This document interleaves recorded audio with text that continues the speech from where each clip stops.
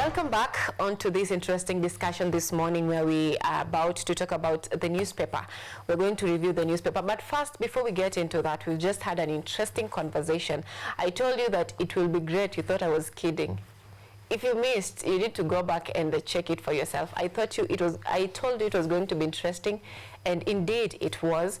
We have been told how we can get funding, where we can get funding, and most important thing is for you to do your research, to have a niche, and work towards that. Have a goal, because people don't throw just their money to people who don't have direction. So the important thing that Monica has told us this morning is that you need to have a goal, and that is on the discussion that we've had, and there are a number of feedbacks that are coming in. Anthony Katambe says, congratulations. I guess that is directed to our guest who has just been in studio, Monica. And also, Zephania Odongo Agoi says, glad to see you, Monica. Now, that is very interesting. Thank you so much, dear viewers at home, for always talking to us and assuring us that you are staying with us and you're following it up with us.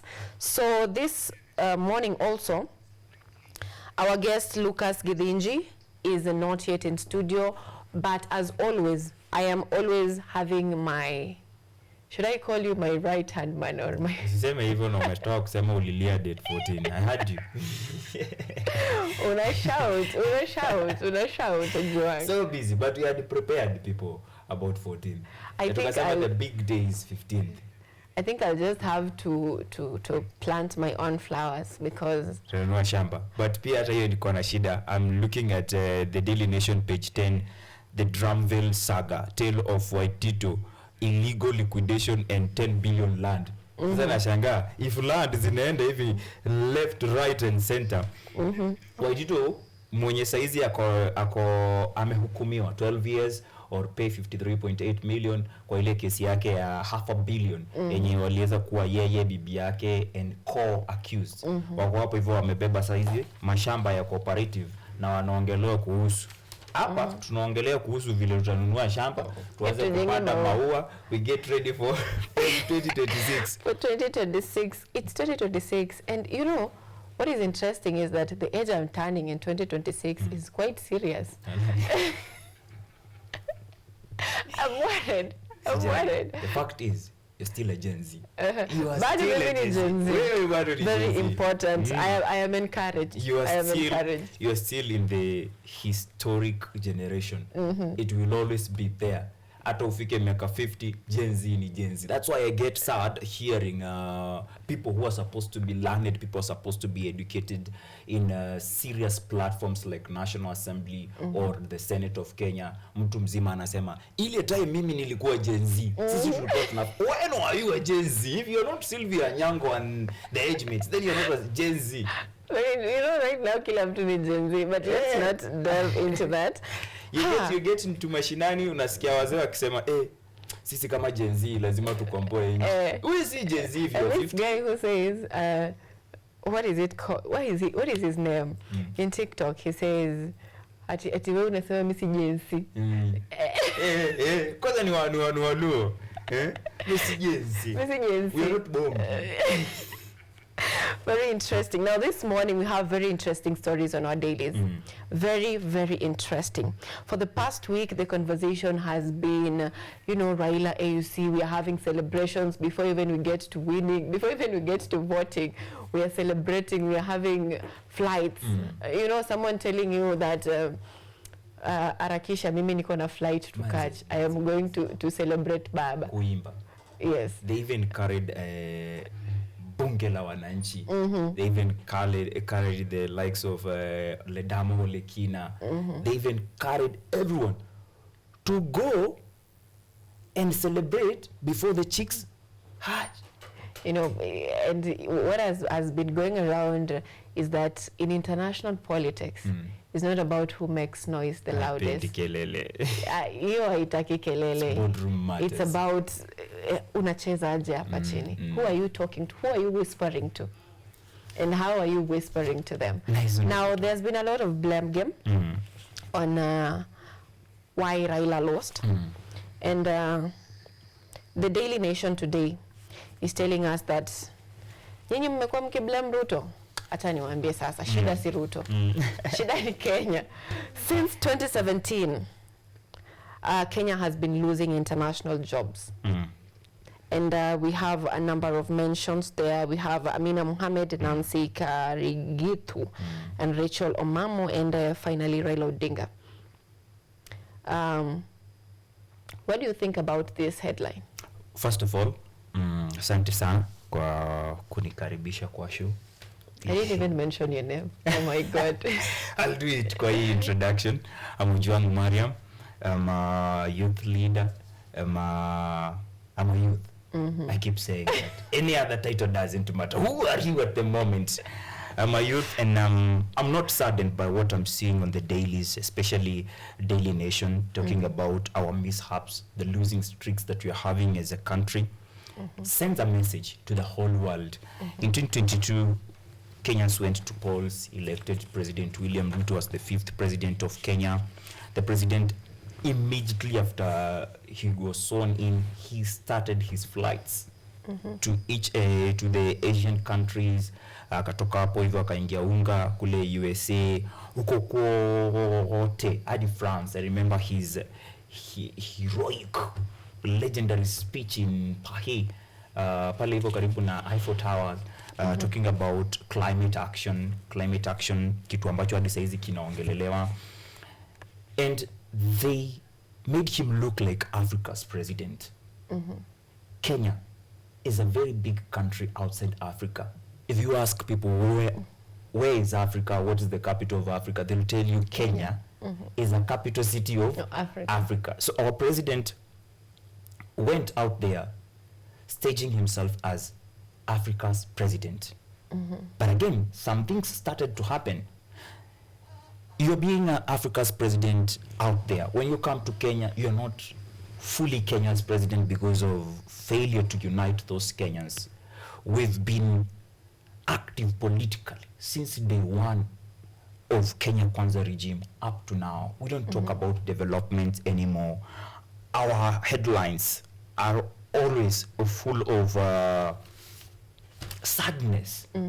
No taming Raila, the standards are saying. Why Kenya keeps losing top jobs in jobs race? The Daily Nation are saying, when will we talk about that Kenya has done this, Kenya has done that? Hizi vitu zote zina culminate into our losses. We are a country of proud, ignorant people. We want to celebrate when others are busy calculating. This mistake falls on the presidency of this country. Did you just say we want to celebrate when others are calculating? Yes. Okay. Wacha nikwambie, round 1, 15th February, round 1, former prime minister, and whom they want to make prime minister again through the implementation of NADCO report, Raila Odinga, was leading round 1. That round had 3 strong candidates: Kenya, Djibouti, Madagascar. Madagascar were being supported by the SADC. Remember, Tanzania's President Samia Suluhu is also in SADC. You may be in COMESA together, but she's in SADC. And she had a lot to grapple with in these elections, that she's a Muslim. What happens to Mahmoud, Ali Yusuf Mahmoud, who is from Djibouti, who is from the Islamic community? Raila, is Raila a Christian or a Muslim? I've seen Baba in so many councils, in so many Islam related events. We've seen Baba getting baptized more than 4 times now, I can recount, since 2007. Baba has been getting baptized 2013. Baba got baptized 2017. 2022 ndio sikusikia, because by then in 2022 we had a new person by a nickname Nabii. Nabii Ruto was his name before it changed to Zakayo, Mtozo Ushuru, from Zakayo to Kasongo, from Kasongo to Kaongo.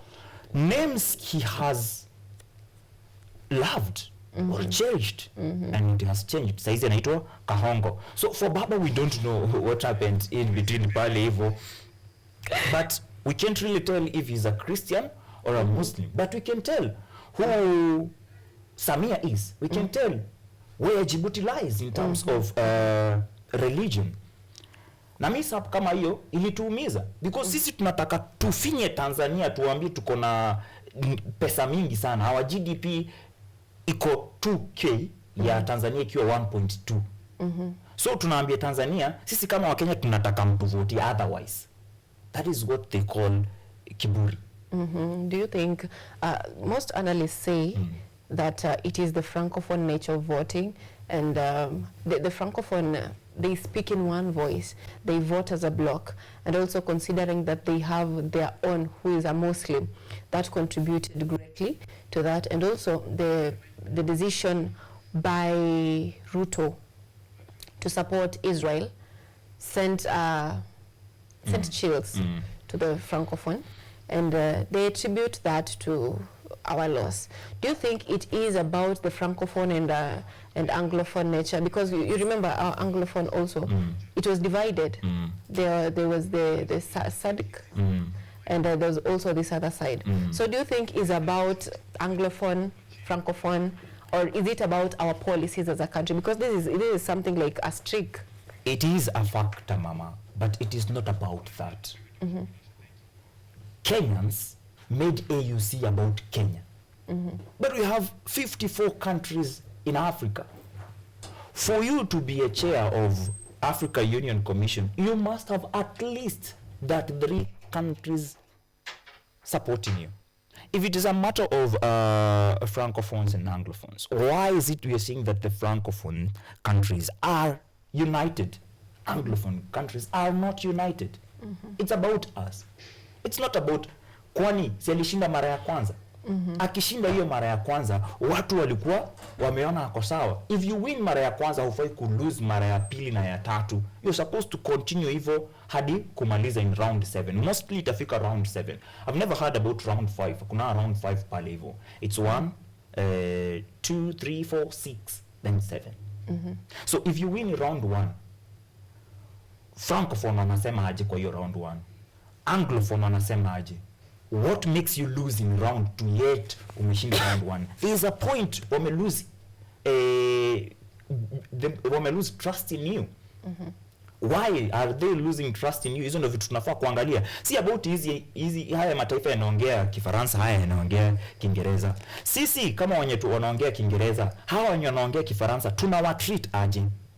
The DR situation that is happening under Rwanda-backed M23, who have already captured Goma, they have the airport, they are talking about ceasefire at the moment. That country has the whole of Africa having its interest in it. The sad sea, DR iko pale na Tanzania iko pale. Lakini wewe president of Kenya, who is the chair of EAC, when you want to broker peace between these rival groups in Congo, you call an international, a foreign country, France, to come and help us. It means we are helpless. That is why hadi sisi bado ndio tunalia that USAID wamesema that USA wametoa USAID. We don't have the funds. So if wewe huwezi kuwa kama 36-year-old mwenye anasema we don't need this French hapa hivi, we can do this on our own, we can sit down. Sisi ni watu wazima, sisi ni watu wakubwa, tuko na resources, tukae chini tuongee, tupange mambo kwa meza. Lakini wewe unataka ukua ule mtoto snitch. Lazima upige yaje Imanu. Huku kwetu kananuka, utasaidia wapi? That thing must anger your siblings, hata kama ni kwenyu. Wewe uende ule mtu wa daddy huyu anatufanyia. You must take charge. As EAC chair, we failed on that. We failed to take Baba there. And now the standard wanaongea, we must tame Raila. A very interesting conversation there, because it's just back. Even before the dust has settled on Raila Odinga's loss in the African Union race, a push for his appointment as Prime Minister is gaining momentum. Proponents want President Ruto to implement the NADCO report, creating in the position in the constitution. Raila's decision could reshape the political landscape ahead of 2027. This story is in page 4 and page 5 of the Standard, talking about how to tame Raila. Raila mwenye tulikuwa tumejaza kiburi. Unajua Raila angetulia kidogo angebeba hiki kitu. If Raila did not betray the youth of this country under the Reject Finance Bill 2024 last year 25th June, he could have won. Juu bado angeenda angesukumwa pale hivyo. Sikulikuwa na NADCO report. NADCO haijakuja juu ya 2024, imekuja juu ya Finance Bill 2023. Ingekuwa but angebaki side ya Wakenya na waanza kumtuma huko, maybe something could have happened. They are saying, political pundits, not me, that Raila has not been Raila since 2017 election. In 2022, he was a project. Former President Uhuru Kenyatta's project. Kindiki kwa gazeti la jana tarehe 10 na ngapi na sita alisema ya kwamba their project failed. So in 2024 AUC chairmanship bid, Raila was still someone's project. Did Raila retire a long time ago and we don't know? Ndo kitu hatujajua. We're not supposed to be talking about taming him. We're supposed to be talking about developments, how the country will move forward, not how the politics of 2022, 2027 will reshape. Hiyo politics ya 2027, sisi kama vijana bado ndio tutashape. We have shown them that we have capability ya kushape mpaka Africa. It's a discussion that I know we are saying that we should not have, but we are supposed to have. You just say that it's a discussion we should not have. And you're saying that vijana are leading. But they say what an old man can see while seated, a young man cannot see while standing. Do you think Raila should just stay in giving direction, or should we say wisdom? Let to me to the young people. Kwanza nichinje hiyo point ndio tusioanishe. What an old man sees akiwa ameketi, kijana atakiwa amepanda mti hawezi ona. That's true. But there's something else that is also true that sitaki ifananishwe na Raila or anyone. Na ikuwa ndio nilisema. Even fools grow old. It doesn't mean that wewe umeketi hapo hivyo na umezeeka uingie niende pale na niende hapo hivyo that hapo ndio kuna our help. For how many years have you heard about the narratives of Kenya is going to Canaan? We have never reached there. So the old people who don't sit in the same room with the common sense. No, they do. Ndio maana kwambia tusioanishe. Kuna watu werevu. Tuangalie kama hii kambi ya baba. Do you know kambi ya baba iko na jamaa anaitwa Professor Makau Mutua. He was a lead professional, lead lecturer, dean, School of Law in USA. How do you tell me that person ati hiyo akili yote imeisha after amekuja Kenya, amesupport baba na wakaanguka? Akili bado iko. We have a lot of bright brains in the government right now, but they are not working because shida iko kwa kichwa. You want to tell me all of a sudden that people like David Ndei are foolish? You want to tell me that all of a sudden people like Kipchumba Murkomen, who has been a stress on the youth of this country, anatumika kila mahali kufinya vijana juu inajulikana yeye anajua mambo ya vijana, that all of a sudden amekuwa a fool? You want to tell me the likes of the hummingbird Kimani Ichung'wa, a product of alliance, amekuwa mjinga? No, it's who pays the piper. He's controlling chenye piper atacheza. Which is wrong. As we are doing that, tough times ahead as principals out to hike school fees. Before we The get younger into generation hawatapata elimu, so watakuwa controlled na hawa wenye tayari tunasema ni wajinga in quotes. Na 10 years down the line, tuseme 15 years down the line, hawa watu wataenda wapi? Wewe utakuwa mjinga, utasukuma mjinga hadi kampo maybe hautaenda, but because of knowing who is who, utaingia kwa gava. That mediocrity itaendelea. Tutakuwa na a functional government of fools. Interesting, a functional government of fools. Now, still on taming Raila Odinga, the other day, I think it was on Sunday, Deputy Governor Machakos County said that tunajua mipango ya Kenya Kwanza. Kazi yenu ni ku weaken the opposition.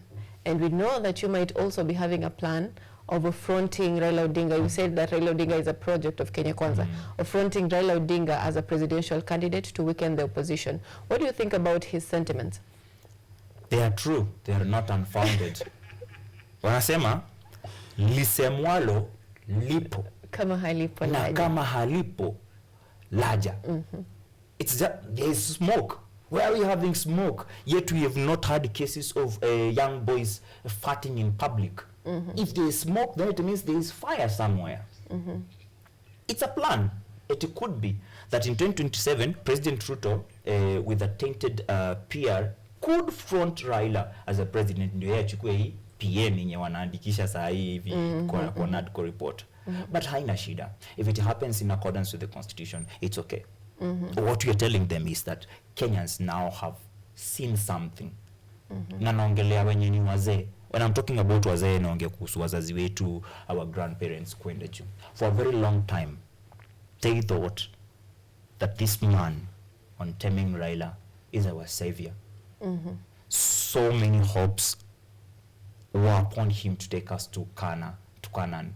Which we never reached. We never reached there. He's getting old. But something else has happened. There was a finance bill that could have hurt the whole country. Didn't go through. There was a man we said ataanguka. This time around Wakenya walikuwa wanasema ataanguka, alianguka. If wewe bado mahali umekaa hauoni signs up to now, then you're doomed to fail in 2027.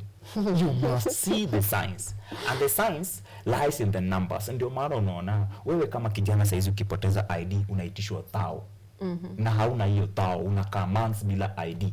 Yet kuna mtu anaingishwa kwa border ya Kenya through the northern border, anaingishwa kwa border ya Kenya through the Ugandan border. Inasemekana the 2027 elections will have another big deciding factor. The north, which is Mandera, Garissa, huko kwote Moyale, and pale hivyo side za Busia, kuingia Uganda.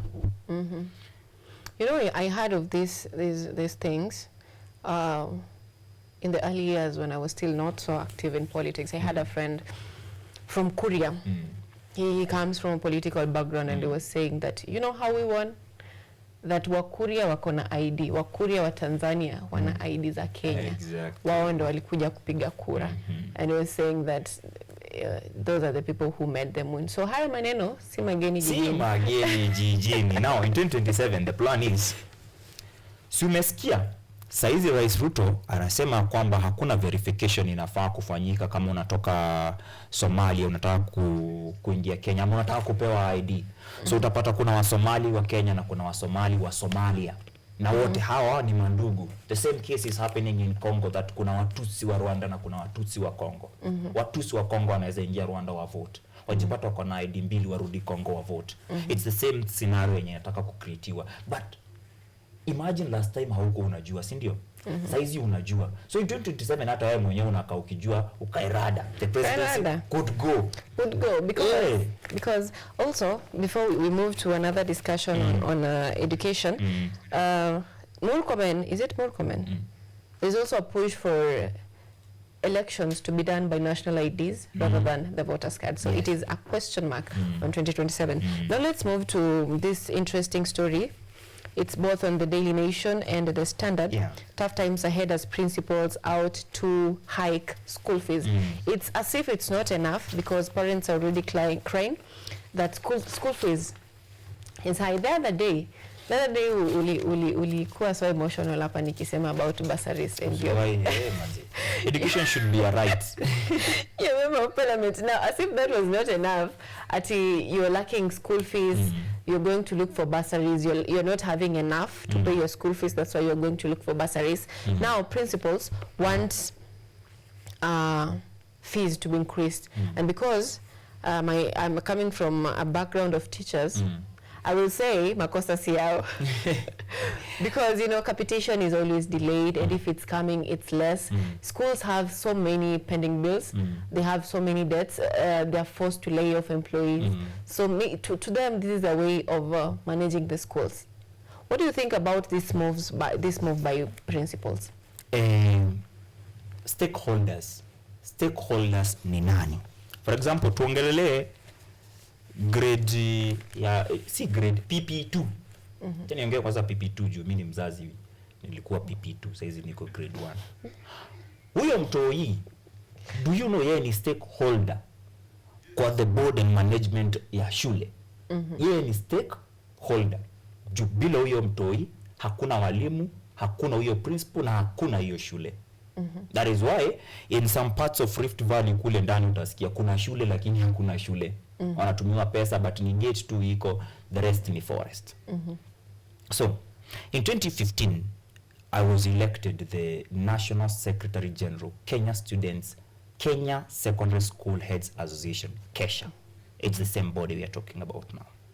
If there's one thing I ensured that the students are stakeholders. Sasa wewe ukisikia fee imeongezewa, do you talk? You don't talk. Wanakuambia wewe sio unalipa fee, ni mzazi. Na hizi vitu zinaendelea. Remember a time when I was seeking for a Wings to Fly scholarship in Nairobi County. Nilikatazwa kuenda kwa board kujiongea. Je, mimi si mzazi ama mimi si guardian wa myself ati nafaa kueleza mbona silipi fee. But they allowed me, and that's how I got a Wings to Fly scholarship, went to Kerugoya Boys High School, and in Kerugoya Boys High School I was elected National Secretary of Kenya Students Heads Association. That is 2015. Something happened in that 2015 apart from hiyo yenye wanasema kulibiwa exam. The students of this country, the high school students, were stakeholders. Kama kuna kitu inawahusu hata wao wanaekwa kwa meza. We still have KESHA there. Hatujasikia KESHA students wakiongea, tunasikia tu KESHA principals ndio wanaongea juu hapo ndo kuna di principals, hakuna walimu, ni principals na students. Wakati unaambiwa wewe ukiwa wa day school lazima utakuwa unaongezewa pesa, unaambiwa wewe ukiwa wa boarding utaongezewa pesa, wewe hauongei juu ati mzazi wako ndo anafaa kuongea. We need to take these students as stakeholders, ndio hata wao wajiongee, waseme hapana, hatutaki hivi, tunataka hivi, tunataka hivi, ndio tupunguze hii kitu inaitwa budgeted corruption. Something that is called bursary ni budgeted corruption.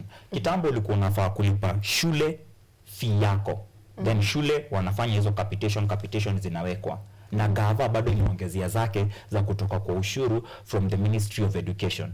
Siku hizi when you pay direct to the government. So pesa zinaingia kwa National Treasury from wazazi. Lakini pesa hazitoki from National Treasury to Ministry of Education through capitation vile inafaa. It's budgeted corruption. Hapo hivyo ndio unasikia wanasiasa sasa wanasema ni time yetu ya kupata mileage, tupea watoto bursary. Bursary utapea watoto wangapi? Kenyatta University wanajivunia that from Roysambu wamepewa 50 bursaries, 10k each. 50 students class ngapi hapa KU? Not even a class, because in my class we were around 400. Imagine. Sasa hiyo ni in your class. Kwetu sisi tunakuaga university tunaambia kwa sisi ni Bachelor of Being Around, BBA, Bachelor of Arts na Bachelor of Education. Tunakuaga over 800. That's why you have a lot of missing marks pale hivyo juu mko wengi sana. That bursaries zimepeana 50. What happens to the rest of the students who cannot afford? Walitolewa kwa hizo bands zilikuwa zimewekwa za muziki. We revert to help because it's not working. Sisi kama vijana wenye tunaambia tuoni tukiwa juu ya mti, bado ndio tuliona tukasema hai work because we are the stakeholders. Useme jueni mzazi unanilipia tu unajua yote. Mimi ndio niko hapo, mimi ndio nasoma. Nisikize. Nikikwambia badala ya bursary peana hizi pesa zote ziingie shule. Wacha kusema tio tukue na. There's a friend of mine mwenye alisema Ruto atakumbukwa juu ya kufanya kuwe na single payment system. Ati inapunguza corruption. Inapunguza aje corruption when it is the basis of budget corruption? That government ndio inafaa ichukue pesa zote. Na ipeleke kwa mashule. So hapo hivyo ndio gava ina decide kwenye kuna opposition sana. Mbunge wenyu hatuimbi sisi. So nyinyi hamtapata. Tutaanza kuona cases kama hizo za barabara. Unapata places fulani barabara imejengwa, places fulani barabara haijajengwa. Kwa nini?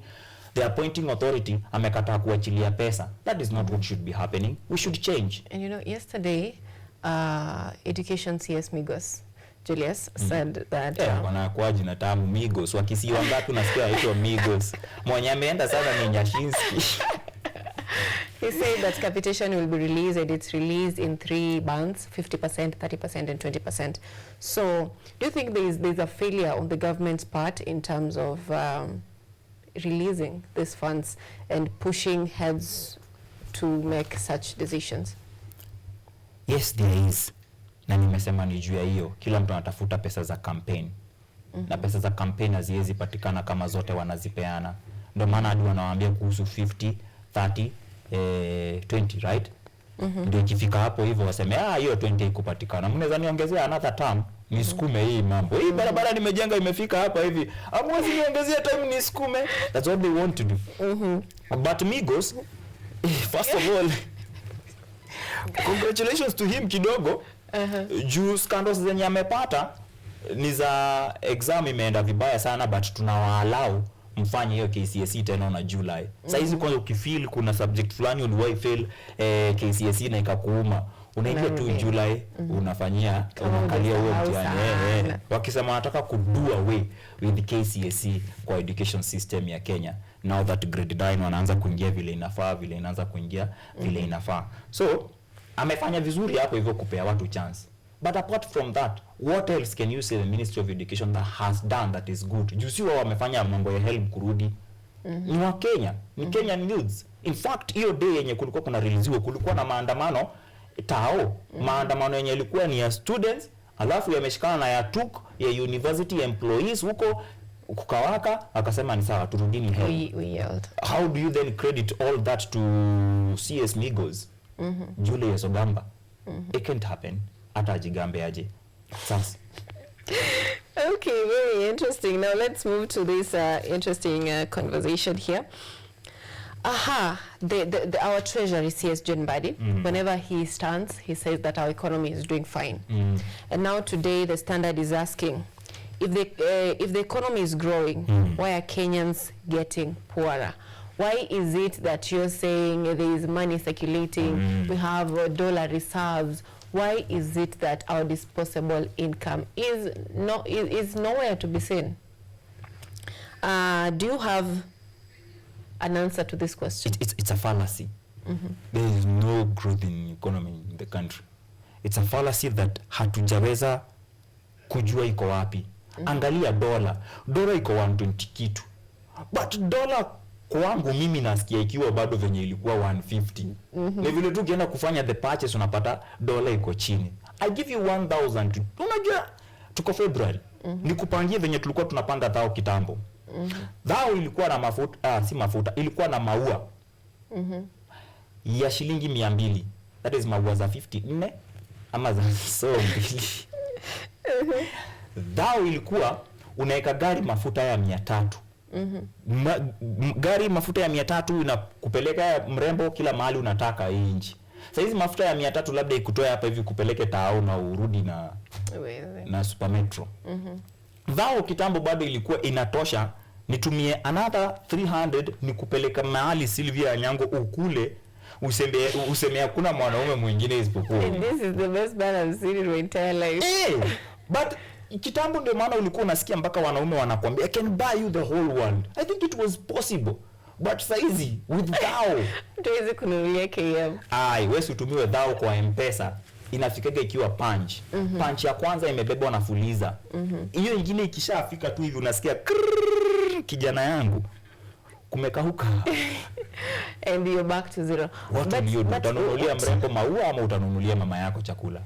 But what do they use to the treasury and those people who are giving this data? What are they using? Because you see, for them, my brother was telling me the other day that aliniambia, unajua Sylvia ni wewe unateseka. From what and then he generation said, is your brother? He's younger than me. Wallahi. He told me that, Sylvia, do you know unateseka? People in Westlands are paying their rent in using dollars.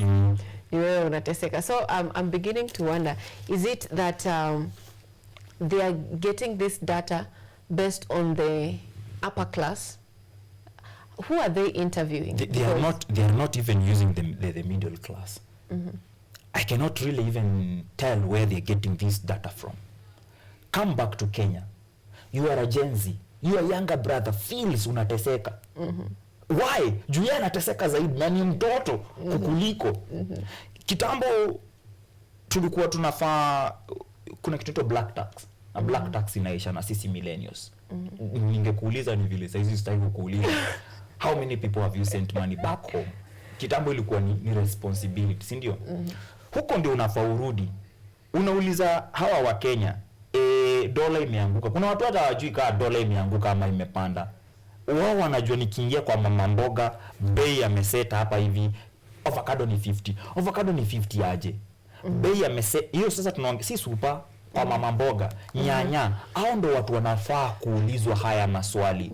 Mama mboga unafeel aje? Wanachukua hizo samples zote, wanaingia sasa kwa bank zenye zinapea hawa mama mboga loans. Wanasema mama mboga hapati loan on this and this. Shida ni gani, and how can the government come in? The government has something we call Central Bank of Kenya. It is the main regulatory center ya bank zote. So kama ni kuna mambo ya loan ni nini, hapo ndio wanaongea. So unapata data from banks after umetoka kwa hawa wachuuzi. Toka hapo hivyo ingia sasa kwa corporates. Watu kama Safaricom hawaje experience loss. Kwa nini? Wako na business ventures mingi. Inasemekana for mwanaume ndio akue wealthy, this country is supposed to have 7 streams of revenue. Safaricom wako na ya calls, wako na ya M-Pesa, wako na ya kupeana information ya abductions, wako na njia mingi sana za kupata pesa. So wao bado wako on top. Unaona? But either way, ask them, your clients wamepunguza kuweka pesa kwa M-Pesa. Till zinaisha. Kwa nini? Juu the government sasa imeshika till hapo ikipitia bob, lazima hakuna wewe kuweka ati inaitwa ile ya KRA. Nimetoka kuongea na Monica. Nil returns. Huwezi file nil returns kama uko na till. Aje na till si ati ni business inapiga. Ijaanza kuingisha biashara. So Safaricom wao wako pale wanaulizwa haya maswali. Go back to the consumers of Kenyan products. Waulize, am afford kahawa wadau, kunaenda aje? Kahawa inapanda hapa na hapa. Imagine kahawa ni 800. Kahawa yenye bones za kahawa ni hapa Kenya. Sisi ndio tuna export, tunapeleka nje. Then wanaenda wana process, wanarudisha Kenya. Inakuwa 800. Aje? Yetu wewe ukienda kuchuna kahawa, sijui kama umeenda kuchuna kahawa, but samaki na juu sisi wa kahawa sisi wa kahawa tulikuwa tunapewa 30 bob kwa debe. Umechuna whole day unapewa 30 bob. Alafu ukienda kukaa chini ukunywe hiyo kahawa home ni 800. Kama una 800 au nini? Focus about that, na tutakuwa na data yenye inaonyesha, na sasa hapo hivyo wanaweza tumia hiyo data yenye ni raw kujua uchumi wetu kama unapanda ama unashuka. Otherwise kama Mbadi ataendelea hata aingie Twitter. Twitter akiingia anaingiaga kuangalia ule mdema anasema aje kumhusu. Na siku hizi mdema amekuwa so occupied, inaitwa Maverick Aoko. Hatupei search tea. Hakuna tea siku hizi. Ni politics. There is no day tutasikia Mbadi siku hizi amefanya nini, nimemiss treasury venye nilikuwa nimemiss bunge. Such conversations aziko. Juu hata yeye akiingia Twitter anaingia kuangalia what is petty. We're just looking for petty issues and ways of managing. But we know one thing, all this can change. Shida iko kwa kichwa. Sure. And it's not just kwa kichwa. Monica was here before and she told us that the problem is about our governance, and our leaders are not having the interest of the people at heart. That's why there's so much interest in lending. Money is not circulating. And technically, businesses are crippled because of our policies. Money cannot circulate when you loot cash from your government coffers and invest outside the country. That is a very primitive idea. I envy the Indian community of this country because at one point bado wao hufanya their transactions in rupee na inarudi kwao back to their country. But hapa Kenya the political class after wameiba hizo pesa hawazirudishi kwa uchumi. Wanazipeleka nje. You ever heard of Panama? Ina happen hadi saa hizi. Na sasa Panama iko na other players except wenye tulikuwa tunajua kama Uhuru Kenyatta through the Pandora's box. Hawa watu wanapeleka hizi pesa wapi? Kila time tunasema mtu kama Waitito ameiba over 500 million. Not just Waitito, we also have another one on the Business Daily. Former Cusco boss Total wanted for theft. He surrenders. Wanapeleka wapi hizo pesa? Hizo pesa zingekuwa zinarudi kwa uchumi wa Kenya. tungekuwa tuna feel hizo vitu. It is 82.8 million through bogus land deal. Imagine, nikupe example moja na nisikuwe quoted ya pesa zimewahi ibiwa na zikatumika Kenya. In the year 2012, 2013, 2014 we had the CS for devolution. 2013, yeah. Alikuwa anaitwa the current governor wa Kirinyaga, Anne Waiguru. Honorable Waiguru waliingia NYS wakalut pesa zake alizipeleka Kirinyaga and she became a governor in the year 2017. That was big. I remember I heard about NYS scandal and I was still the NYS scandal. So hizi scandals zingine zote hizo pesa zinaenda wapi? Zingekuwa zinarudi Kenya ungekuwa una feel. Imagine mtu ameiba 500 million in Nairobi. Na azi kwa hiyo economy. Utafeel whether uko related whether hauko related, utafeel kuna mtu amemwaga bilioni zake hapa hivi. Hakuna bilioni. What we have ni a country yenye inachukua tu pesa. Jana kwa gazeti tulikuwa tunasoma kuhusu 10 counties that have been listed in the list of shame. Nairobi iko hapo hivyo ya kwanza. I feel so bad with 10% pale hivyo that they're using less than 30% kwa development.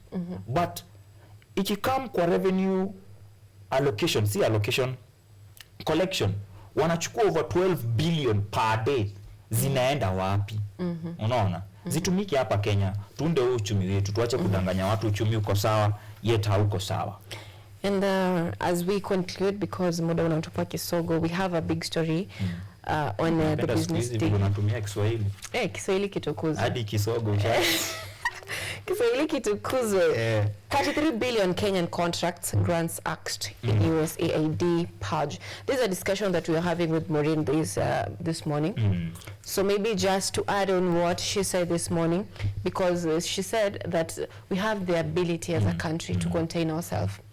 We have resources, we have the personnel, we have everything it takes. The only problem is that we have misplaced priorities when it comes to our budgeting. And that's why this abrupt cut of grants. It is 32.5 billion of that in total, but 28.36 billion is on contracts, and 4.2 billion is on grants. So it's a total of 32.5. So what do you think about our country and how we depend on other nations? What different can we do? How can we manage ourselves as a country on our own? I'm proud we're having this conversation, Sahi. I'm proud that we are talking about USAID, UKAID, and all of these institutions that have been helping us as a country. I hear EU pia wao wanataka kucut their fundings and grants to Africa. And I think it should happen. We challenge ourselves. Sisi ndio tuko na resources. Sisi ndio tuko na gold. Sisi ndio tuko na mafuta. Sisi ndio tuko na kila kitu. But pia Waarabu wako na mafuta. But sisi ndio tuko na hizi resources zote. And what do we get from the international community for all that? Grants, fundings zenye kesho wanaweza amka wasemea tu wapei. Where do they get this money? Unajua kitambo nilikuwa nasema USAID ni United States na AIDS ile ya HIV. Juu pesa mingi nilikuwa najua zao zinaendaga zina kwa mambo ya HIV, sijui communicable disease and all that. Then you come to learn it's United States Agency for International Development. Meaning they have interests kwa sisi, but our own country haina interest kwa sisi. You know what is quite interesting is that after that, okay, there is the 90-day reprieve period, but our own country analyzes the United States exiting funding, and then it comes up with the data saying that, you know, if we don't get funding, if we don't get other donors, by 2030 we'll be having 58,495 more HIV cases, and we'll be having annual mortality caused by TB of 23,500. This is something that they analyze and see that if we don't get further funding, this is what is going to happen. But what they don't do is tell us this is cut and this is what we are going to do to avoid this. So personally, I think there is kuna itilafu. Tupande juu kidogo. Kuna kitu inaitwa World Health Organization. President Trump, the first thing alifanya ni kutoka kwa World Health Organization. Instead of World Health Organization focusing on cures, vaccines that work and all that, they are focusing on politics. Vile watawape pesa, alafu wafinye policies zao zisukumwe. President wa sasa wa USA, yeye alitaka tu US yao tu ikue US. Siki tuachane na hawa, tujikalishe. Nyinyi inawa affect sana hadi mnalia. Over 20 years, I'm talking about from 201 ndo tulianza mambo ya USAID wanaleta hii mihela yote. Lakini Kenya na tuko na Kalro hatujawahi jitengenezea vaccine. Bado sisi tunaumia na vitu zinaitwa sure. They are not sure at all. Saizi had the current CS Interior akiongea kuhusu kuna matumizi ya dawa za kulevya kwa campuses and all that. Kitambo ulikuwa unaingia kila choo KU, kila hostel KU kuna condoms. Saizi hakuna. Hakuna to a point the current generation, your generation wameanza kusema na si lazima. So we focus on ways that are sustainable sisi kujisimamisha. One, kwa research institute zetu tuko na brains. Ama wataka kuniambia kutoka 201 tujaipata madaktari wanaweza kutengenezea hizi vitu. Tuachane nazo, sisi tujifikie tunaweza fanya nini? Hata kama next time tutapata fundings, tupate fundings za madaktari experts waweze kutengeneza dawa zetu. Si mtupe dawa. Have you ever thought about even the problem hawa watu umeza hizo madawa kila siku upitia?